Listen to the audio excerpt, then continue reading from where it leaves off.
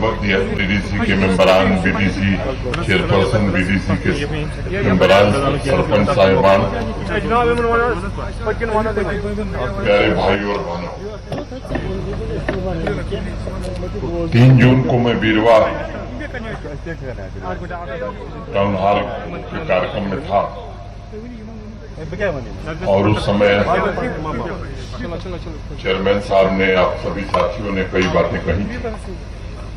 उसमें से एक मुख्य बात डिस्ट्रिक्ट हॉस्पिटल की, जिसकी जरूरत लंबे समय से महसूस की जा रही थी, आज संगे बुनियाद रखी गई है।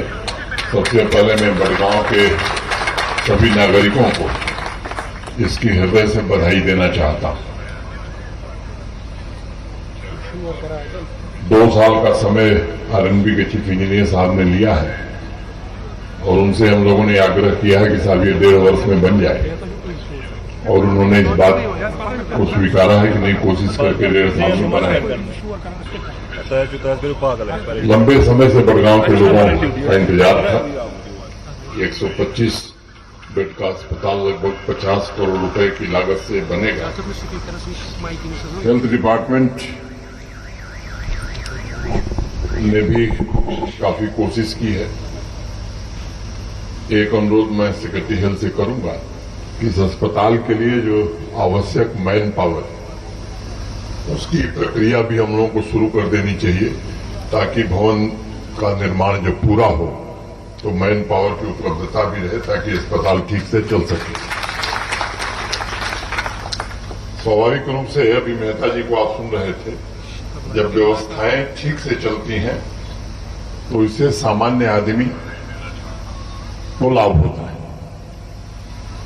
अपार संभावनाओं तथा करोड़ों आकांक्षाओं से भरे जम्मू कश्मीर को सुविधाओं के लिए काफी लंबा इंतजार करना पड़ा है।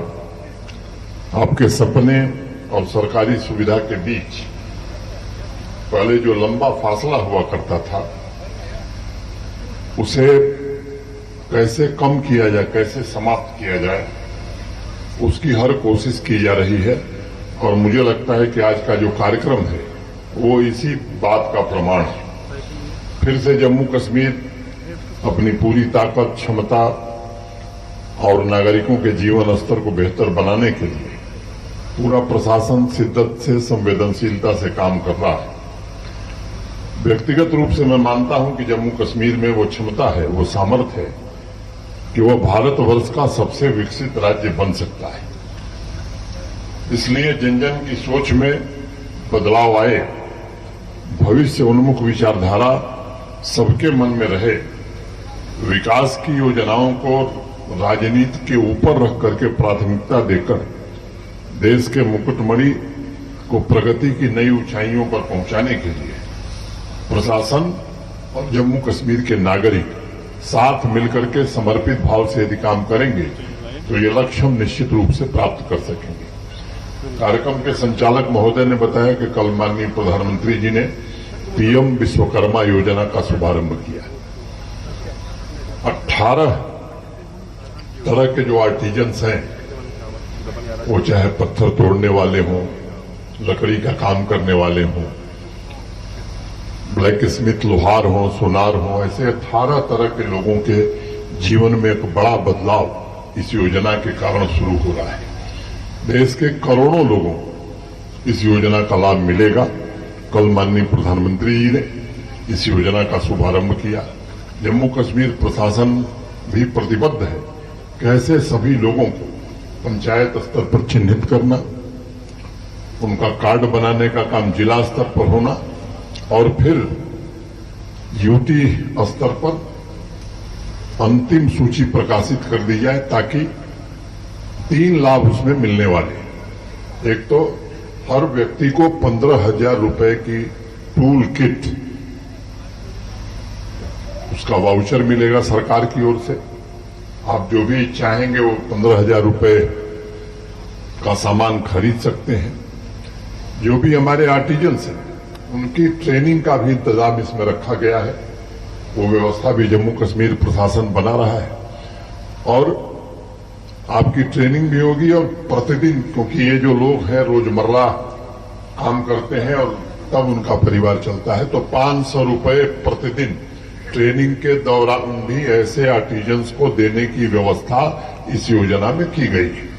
और एक तीसरा इंतजाम किया गया है कि 3 लाख रुपए तक का ऋण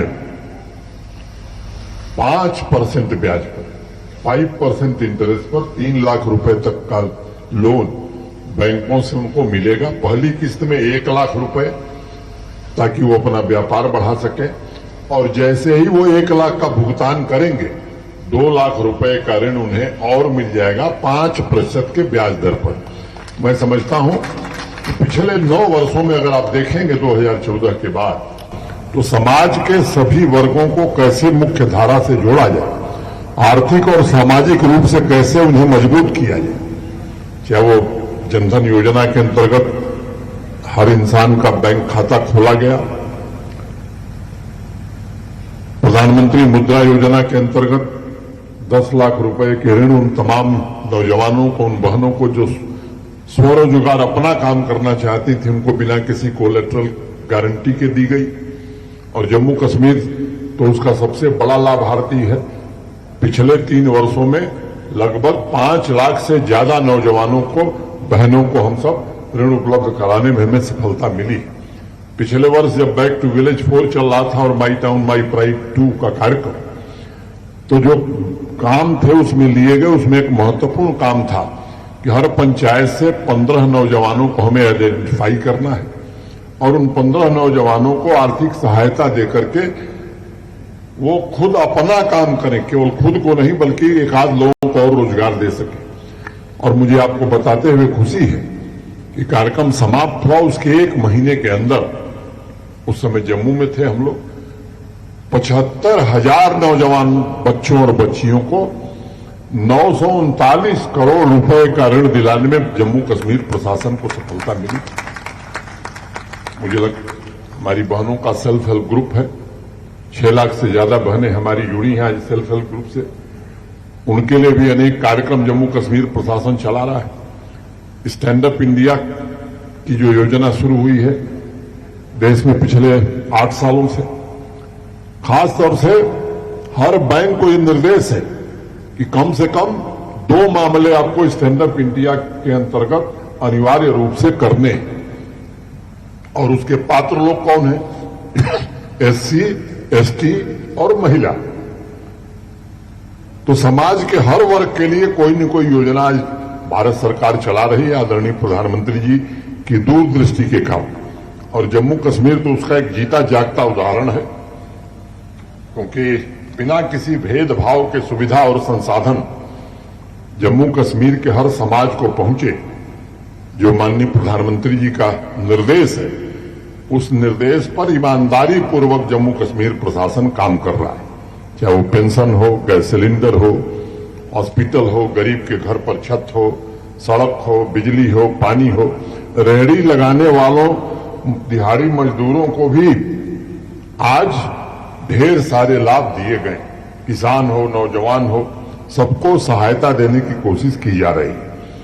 और मुझे लगता है कि कोई क्षेत्र ऐसा नहीं है जिसमें प्रशासन लोगों की मदद के लिए आगे नहीं आ रहा है। और मुझे जो बात अभी चेयरमैन साहब कह रहे थे कि सबका साथ, सबका विकास, सबका विश्वास और सबका प्रयास, यही मूल मंत्र है जम्मू कश्मीर का, जिससे एक एक नागरिक के जीवन में बदलाव हो, ये हमारा लक्ष्य है। अभी एक बैठक भी है, तो मैं कोई लंबा भाषण नहीं करने वाला हूं। एक बात पिछली बार जब मैं आया था तो यहां उठाई गई थी कि डिग्री कॉलेज बनना चाहिए। तो मैंने उस दिन कहा था कि नहीं, डिग्री कॉलेज नहीं, बडगांव में यूनिवर्सिटी बननी चाहिए। और क्लस्टर यूनिवर्सिटी के लिए यहाँ के डीसी साहब ने जमीन प्रस्तावित की है, डिप्काम साहब ने, वो काम भी अपने अंतिम चरण में है। और मैं उम्मीद करता हूं कि जल्द ही क्लस्टर यूनिवर्सिटी कश्मीर की संगे बुनियाद भी बडगांव में चिन्हित स्थान पर रखी जाएगी।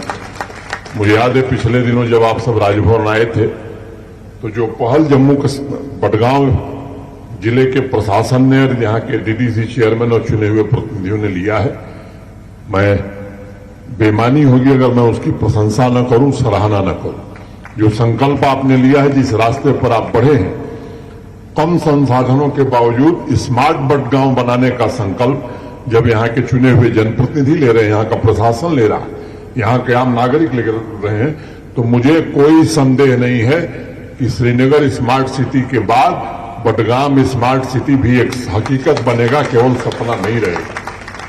अंत में जब संचालक साहब शेर पढ़ते हैं तो मुझे भी कुछ ध्यान आ जाता है, तो मैं जरा आज लंबा पढ़ने वाला। अब तो मजहब कोई ऐसा भी चलाया जाए, अब तो मजहब कोई ऐसा भी चलाया जाए जिसमें इंसान को इंसान बनाया जाए, जिसकी खुशबू से महक जाए पड़ोसी का भी घर, जिसकी खुशबू से महक जाए पड़ोसी का भी घर, फूल इस किस्म का हर समत खिलाया जाए। प्यार का खून हुआ क्यों, प्यार का खून हुआ क्यों, ये समझने के लिए हर अंधेरे को उजाले में बुलाया जाए, हर अंधेरे को उजाले में बुलाया जाए। मेरे दुख दर्द का तुझ पर हो असर कुछ ऐसा, मैं रहूं भूखा तो तुझसे भी न खाया जाए, मैं रहूं भूखा तो तुझसे भी न खाया जाए। जिस्म दो हो के भी दिल एक हो अपने ऐसे, जिस्म दो हो के भी दिल एक हो ऐसे अपने, मेरा आंसू तेरी पलकों से उठाया जाए, मेरा आंसू तेरी पलकों से उठाया जाए। मैं मित्रों ईमानदारी से कहना चाहता हूं कि आज जम्मू कश्मीर प्रशासन की भावना यही है, पवित्र भावना है कि अगर आपका आंसू है तो अपनी पलकों से जम्मू कश्मीर प्रशासन उस आंसू को उठाना चाहता है।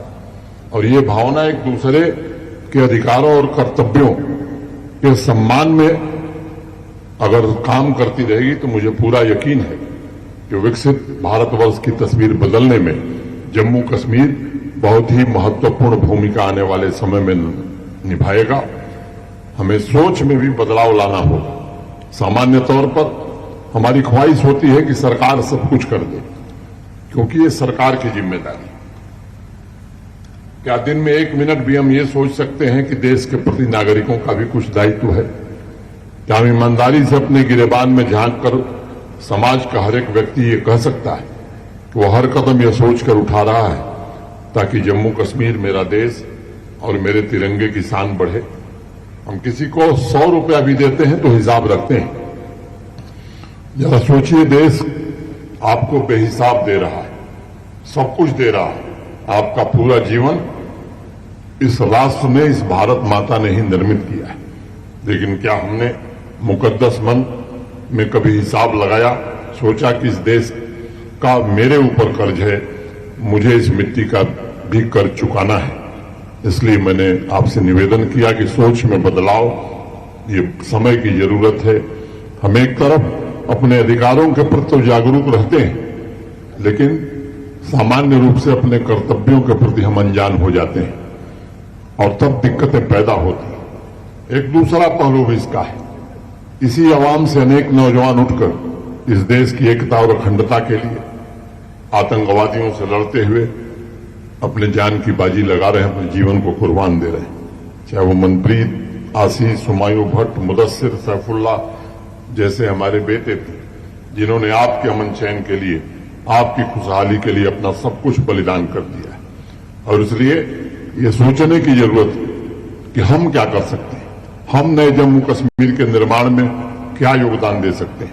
और इस सोच के साथ यदि हर नागरिक अपने अधिकार के साथ साथ अपने कर्तव्यों का भी पालन करेगा तो मुझे लगता है फिर कोई ताकत जम्मू कश्मीर को विकसित होने से रोक नहीं सकती है। सबसे पहले मैं आपसे एक निवेदन करूंगा कि ऐसे जो तत्व हैं जो समाज में अभी भी कोशिश कर रहे हैं घृणा की भावना कैसे बढ़ाई जाए, एक दूसरे के प्रति असंतोष कैसे पैदा किया जाए, शांति में कैसे खलल डाला जाए, जम्मू कश्मीर की समृद्धि में कैसे रुकावट डाली जाए, मेरा निवेदन होगा कि आप इन तत्वों को पहचानिए और इनसे समाज को बचाइए। ऐसे अनेक चेहरे हैं, कई बेनकाब हो गए हैं, कई अभी भी पर्दे के पीछे से काम कर रहे हैं। उन चेहरों को आप अच्छी तरह पहचानते हैं और अब वक्त आ गया कि हर घर से आवाज उठनी चाहिए कि अगर हमें भविष्य की नस्लों के लिए अस्थायी रूप से खुशहाल जम्मू कश्मीर देखना है, एक ऐसा जम्मू कश्मीर जहां पूरा अमन और चैन हो। तो कॉन्फ्लिक्ट, प्रॉफिटियर और टेरर इकोसिस्टम के एक एक व्यक्ति को पहचानना और समाज से अलग थलग करना, ये जम्मू कश्मीर के आवाम का काम है। फोर्सेस अपना काम कर रही, जम्मू कश्मीर प्रशासन अपना काम करेगा, जम्मू कश्मीर पुलिस अपना काम करेगा, लेकिन हम आपसे निवेदन करना चाहते हैं, भय मुक्त, आतंकवाद मुक्त जम्मू कश्मीर बनाने का हर प्रयास किया जा रहा है। आप सबके सहयोग से इस लक्ष्य को भी हम जरूर प्राप्त करेंगे। आज हम आपसे कहना चाहते हैं, धरती के इस स्वर्ग में नई खुशहाली के दरवाजे खोलने में हम सब मिलकर के ही कामयाब हो सकते हैं। अनेक विकसित राज्यों की श्रेणी में, जो देश के अनेक विकसित राज्य जो आज विकसित राज्यों की श्रेणी में आए हैं, ये यकायक नहीं आए हैं। उन्होंने मेहनत की है, वहां के नागरिकों ने भी अपने कर्तव्यों को पहचाना है। सालों में यह हवा बदली, लोगों को अपनी मर्जी से जीने का हक लंबे समय बाद जम्मू कश्मीर में मिला है। और इसलिए जब भी परिवर्तन होता है तो स्वाभाविक रूप से कुछ लोगों को उसके खिलाफ बोलना ही होता है। अनर्गल बातें, ऐसी बातें जिनका तथ्य से कोई वास्ता नहीं। हम कोशिश कर रहे हैं कि हर घर में 24 घंटे बिजली मिले, लेकिन वो कोशिश कर रहे हैं कि बिल दिए बिना बिजली मिले। हम कोशिश कर रहे हैं कि हर घर, हर मरीज को इलाज के लिए पैसा सरकार की ओर से मिले, इंश्योरेंस की ओर से मिले। उसमें भी कोशिश हो रही है किस तरह से इस योजना को रोक दिया जाए। हम कोशिश कर रहे हैं कि गरीब आदमी जो प्रधानमंत्री आवास योजना के लिए एलिजिबल है, उसे 5 मरला जमीन देकर के उसके अपने छत का सपना पूरा कर सकें। तो उनके पेट में दर्द हो रहा है, कह रहे हैं साहब ये बाहर के लोग आ रहे हैं। मैं यहां आप सब बैठे हुए हैं, मैं आपसे पूछना चाहता हूं, बडगांव के सम्मानित नागरिकों से, चुने हुए जनप्रतिनिधियों से, आप बताइए प्रधानमंत्री आवास योजना में जितने लोगों को घर दिया गया, बडगाम के बाहर का एक भी आदमी है? कोई आप बताइए, अगर जानते हैं तो खुल करके, एक भी आदमी है जो बडगांव के बाहर का रहने वाला है? फिर इस तरह की बात जो लोग करते हैं, उनकी नीयत को आपको समझने की जरूरत है। ये नहीं चाहते हैं कि गरीब आदमी को, वंचित आदमी को, कॉमन मैन को कोई लाभ प्रशासन दे सके। ये नहीं चाहते हैं कि आपकी जिंदगी में खुशहाली आवे, आपकी जिंदगी में बदलाव। उनके इर्द गिर्द घूमने वाले कुछ लोग, जिन्होंने विदेशों में जाकर के घर बनाया है, जिनके बच्चे विदेशों में पढ़ते हैं, वो मानते हैं कि उन्हीं का जम्मू कश्मीर के सरकारी प्रशासन और सरकारी संसाधन पर हक है। मैं आज कहना चाहता हूं कि वो दिन लद गए हैं। अब जम्मू कश्मीर के संसाधनों पर जम्मू कश्मीर के आवाम का हक है, किसी विशेष व्यक्ति का हक नहीं है, और ये व्यवस्था ही आगे चलेगी। मैं आप सबके प्रति हृदय से आभार व्यक्त करते हुए आपसे मैं निवेदन करना चाहता हूं कि हम सब मिलजुल करके भाईचारे के साथ बडगाम में विकास की नई बयार जो आप सबने शुरू की है, जम्मू कश्मीर प्रशासन की ओर से मैं आपको भरोसा देता हूं कि आपके हर कदम के साथ जम्मू कश्मीर का पूरा प्रशासन बडगाम जिले के साथ होगा। इतनी ही बात कह के मैं आप सबको हृदय से धन्यवाद देते हुए अपनी बात पूरी करता हूं। धन्यवाद। जय हिंद।